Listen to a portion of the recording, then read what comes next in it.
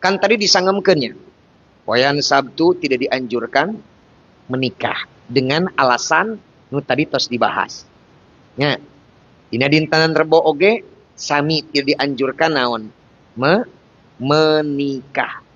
Kacariosan Ibnu Yunus mah teu naon-naon.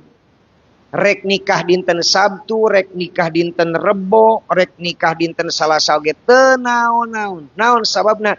Sabab sadaya dinten mah milik Allah. Jadi atuh beda pendapat. Milik Allah. Maka lamun urang rek kawin dina poean Rebo, tinggal nganekadkeun ada imam milik Allah, kagungan Allah rek dinten naon oge mana. Ngan urang ulah nepikeun kanekadkeun bahwa poe Rebo kunaon maneh teu kawin poe Rebo, poean sial. Tak eta nu jadi masalah teh. Eta nu jadi masalah teh. Ulah. Poean sabat. Ngan lamun ningali kana sejarah gitu.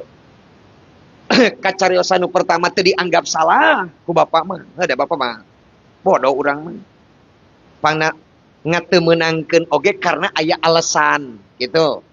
Kacariosan Syekh Ibnu Yunus sae sabab bisi jama boga anggapan menganggap bahwa hari-hari itu sial, padahal hari-hari mah nyata mah milik saha? Milik Allah.